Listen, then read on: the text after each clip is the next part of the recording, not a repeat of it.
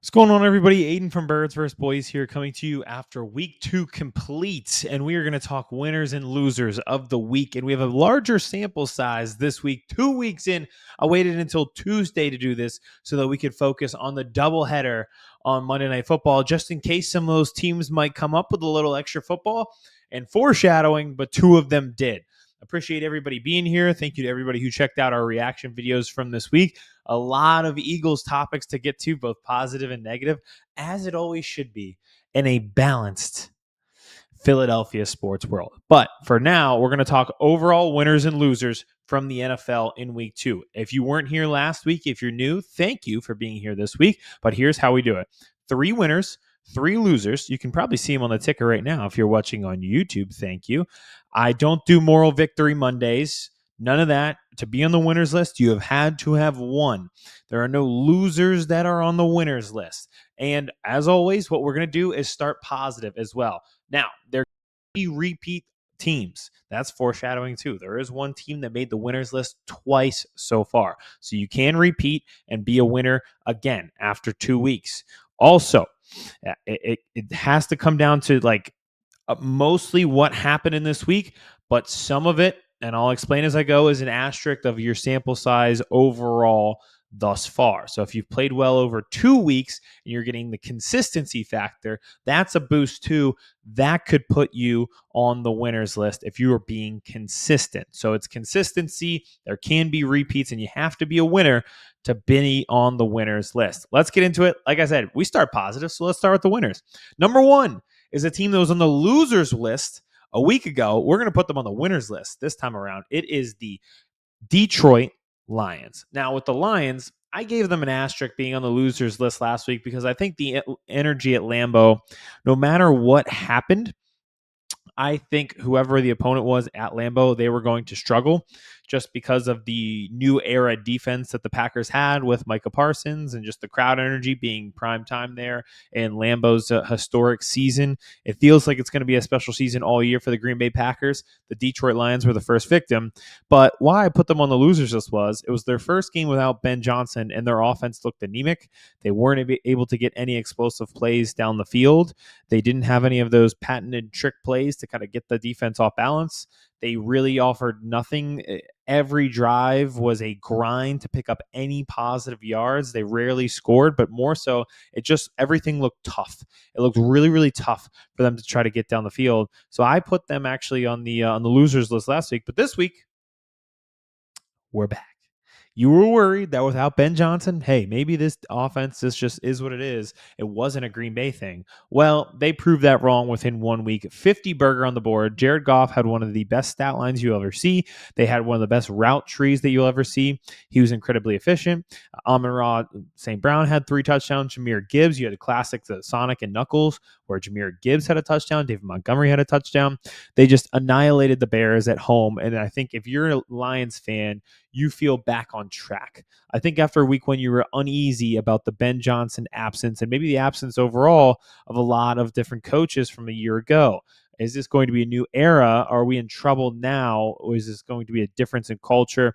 Didn't feel like it watching them in that 1 o'clock window against the Bears where they put up another 50 burger. The most points that they had in the Ben Johnson era, 52.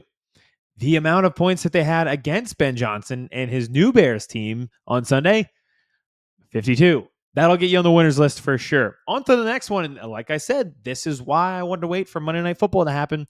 There could be some teams that end up on the list that played that night because it was a doubleheader. Coming in at number 2, I have the Tampa Bay Buccaneers. The Buccaneers are now 2-0, and in both cases, they had to work hard and grind out a victory late in games. They were great in late game situations in both of those games. Admittedly, last week, aided by a 44-yard field goal that they definitely should have lost on. I can't believe the Falcons missed that one, but before that, they had a drive where they got themselves down the field and scored a touchdown to get themselves in the lead with a minute and a half to go. This week, they go down the field with a minute and a half, put a touchdown on the board to go ahead and win the game that way. They honestly went like 90 yards after a holding call. And given the circumstances in Houston, on the road, in prime time, they also felt like they were control, and then the Texans special teams took over this game. The Bucs in the fourth quarter had a blocked punt that set the Texans up in positive territory. Then the Texans had a punt return that put them in positive territory that allowed them to take the lead. But Baker Mayfield and those Bucs, who he was playing injured, led them right down the field in one of the most well-executed 2-minute drills you will ever see. The perfect utilization of timeouts, the perfect utilization of Baker Mayfield's use of his legs, spreading the ball around. They were great. Overall, their offense looks pretty good. Offensive line-wise, I know they don't have Tristan Wirfs. It looked like they were a little overwhelmed. They did lose Kalijah Cansey in that game, so some injury concern there. But offensively, Mecca Buka is everything is advertised and more, and it feels like they're very confident in the run game now with a 1-2 punch of Bucky Irving and Rachaad White. Rachaad White had incredible burst. He had a drive where he took over by himself last night. So the Bucs overall executing late in games, that's key for a team that's going to compete in the playoffs. It looks like they are now the favorite once more in the NFC South. And if they can stay out of the way of injuries, which is the case for everybody, but in their case more so because they've had a few already, they'll be all right. Great comeback win by them to steal that one to go to 2-0. Third winner on the list. And like I said, you can have a repeat. There can be a repeat. And we've got our first one. The reason I put this team on the list is because I thought they won their games in two different ways. The first time I put them on the winners list, I was super impressed with their offense. And now last night, another Monday Night Football win, I was really impressed with their defense. So the Los Angeles Chargers are our first back-to-back winner. Congratulations to Jim Harbaugh and the Los Angeles Chargers. And maybe it's because they're not charging, right? Like it feels like that first game you're waiting for the Chargers collapse against the Chiefs, a team that they, that has owned the AFC West, and you're just waiting for that moment where you have the Mahomes magic and the Chiefs magic, and it really never came in that game. So because it was how well the Chargers executed on offense in that second half where they had 6 to 7 minute drives going straight down the field, scoring touchdowns. Justin Herbert finding all of his receivers. Quentin Johnson has been a revelation in his second year. He discovered that, yes, his thumbs are opposable. He can bend them to catch that football. And wow, has that taken off his career. Keenan Allen looks like he's 27 again now that he's back with the Chargers. It's amazing how just certain guys in certain places, it just works. He's one of them. I think they're a little bit concerned about the run game, but that's just offensively. Like I said, the reason I put them on the winners list this week is because of the defense. The pressure that they got on the Raiders and Geno Smith, they totally overwhelmed the Raiders' offensive line. And they did so even after Khalil Mack went out. I don't really know yet what happened. It looked like either a wrist injury or a dislocated elbow, just depending on some medical videos that we've seen on social media thus far. So that would be a big blow. But he got hurt in the early first half. They still had 4 interceptions by the end of the game, and a lot of that was pressure. The Raiders never looked comfortable. Geno Smith never looked comfortable. It's the worst game that Geno Smith has played in quite some time. We didn't see that at all last year from him with the Seahawks. So that was a huge win for the Chargers to go to 2-0, and they've looked really dominant on both sides of the ball in 2 different games. So I put them on the winners list twice. Now to the losers list. Oh boy, I hate to say it. I feel like we had some honorary mentions that didn't make the list. The first one I had, though, was the New York Jets, because we don't do the moral victories, but if there was one team that could get the moral victory crown last week, it was the Jets, because their offense looked so sound against the Pittsburgh Steelers. They wanted to run the ball. They did so really effectively, and it wasn't just Justin Fields taking off. That was a part of it, but they got Breece Hall reestablished after a down year last year. He was great last week. He was really good, and it just feel like they just totally fell off this week. Like you got the full Justin Fields fantasy experience this week, where last week he was running. Play action was incredible. They've got both backs going. They're moving the ball down the field constantly. They put up 30 plus. This week was just the total opposite. The Bills just came in there and mollywopped them, and Justin Fields ended up with a concussion. So now you walk away without your starting quarterback. It feels like all the momentum you had out of week 1 was totally grasped out of you because you lost that game. Then you come back a week later, and it did not look like they were in the same talent pool as the Buffalo Bills. And I could have put the Bills on here twice for what they did to the Jets, but that just feels like it took the wind out of their sails, where you thought maybe this is different for the Jets, even in the loss, because you can trust their offense going forward. There was nothing to trust in week 2. It was bad. All right. Loser number 2 is a parallel of winner number 2, because our winner number 2 was the Bucs, and they beat loser number 2, the Houston Texans. Houston Texans are now 0-2. And here is my overarching concern. They are in the AFC South, so they could get themselves out of this hole quite quickly. I don't think they're a bad team, and they played 2 really good teams to start their season. It's not out of the question when you look at their schedule preseason that they could start 0-2, especially being on the road against the Rams to start it and then playing a really good Bucs team at home. My issue is this was a really, really bad offensive line a year ago, and man, it feels the exact same. Like they shifted the pieces on that line, but nothing has really changed, and it feels like CJ Stroud is regressing. And I don't know if it's because of that, but it certainly feels like it plays a huge, huge factor. They haven't gotten Nico Collins established yet. And the reason that they were in that game last night was much in large part to the other 2 phases of the game. And Troy Aikman even said it in the moment. It's a 3-phase game because at least 2 are balling out. Like I mentioned when we talked about the Bucs, they had a blocked punt. They had a punt return that set them up at the 20. But the offense really was not moving the ball effectively at any point during that game. They don't really have anything that they can hang their hat on. They can't pass protect long enough to get the ball to guys like Nico Collins. They're really not that explosive in their offense. And I think the most frustrating part for me is the run game. How is it in the year 2025 you can't find running backs? They are a dime a dozen these days. Everybody has at least one valuable running back that you can trust. Running backs these days are like competition cooking shows.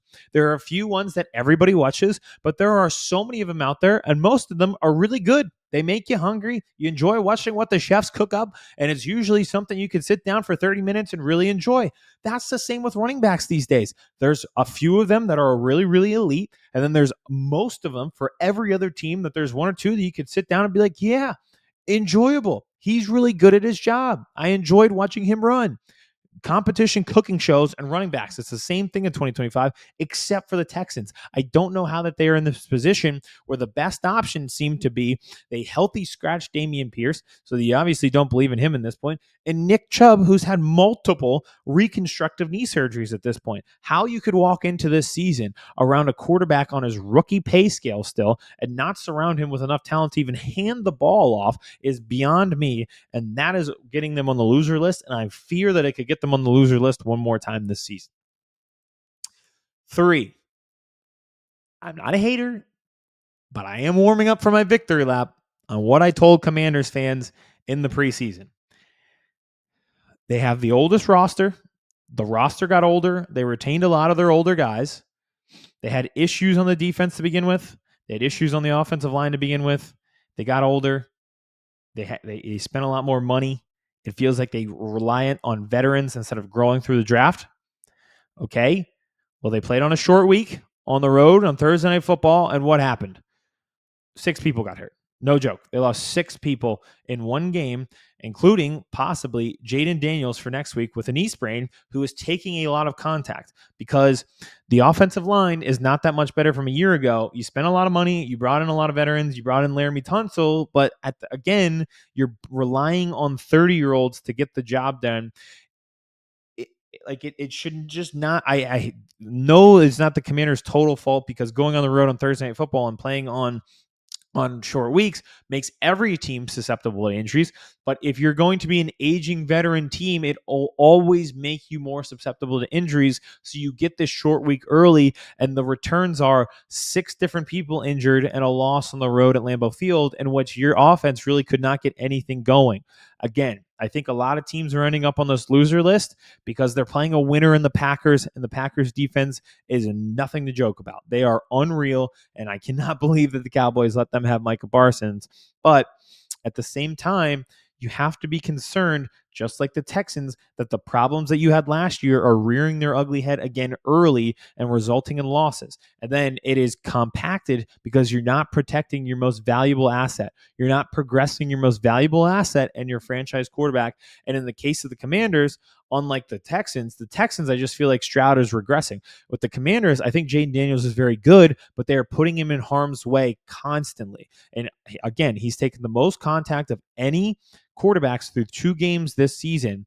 One of those was against a good defensive line in the Giants, and then you had Micah Parsons and the Packers in week 2. Both times you did not stand that test. What are you going to do to progress yourself to get back to the playoffs if you can't handle good defensive lines? Guess who's waiting for you at the end of this? All of these teams that are real contenders, that we think will be real contenders at the end, have incredible defensive lines. The Packers, the Eagles, the Lions, all of these teams are right there in terms of defensive line pressure. If you can't handle that, it's putting Jaden Daniels in harm's way, and it already has 2 weeks into the season, and he has a knee sprain, and he's unsure if he can go week 3. It's not only it's a loss, but it is a trending loss, which is exactly what you don't want to see. So that's it. 3-3 again for week 2. On our winner side, we had the Lions, the Bucs, and the Chargers, our first repeat winner of the week. And then on the loser side, we had the Jets, the Texans, and the Commanders. Incredible week of football. I do love the doubleheader. I think it's a little controversial for people because of how late the second game started, but I did like to see that. A few good games this week. Bills, Dolphins on Thursday Night Football to start us off, and probably the game of the week. These Eagles behind me. Playoff rematch again, going up against the Los Angeles Rams at home, 1 o'clock Eastern time. We'll see if one of those teams who haven't been on the winners list, but they're both 2-0, end up there next week. Appreciate everybody tuning in, and we'll be back with more content this week. Chris Hansen here, and I'm going to need you all to take a seat right over there and check out Birds versus Boys. I think you're completely right here, and I hate it. Yep. Hey, idiots. Stop doing dumb things. I got 2 phones. Upset alert. Upset alert. I might go insane. I think you're already there. There's no hope. Hope is gone. If this was an AFC North podcast, we'd be done in 15 minutes. Bob Hope. I'm going to drink bleach. That is the team you promised me you were going to be this year! This is the Consciously Hopeful podcast. I'll be watching.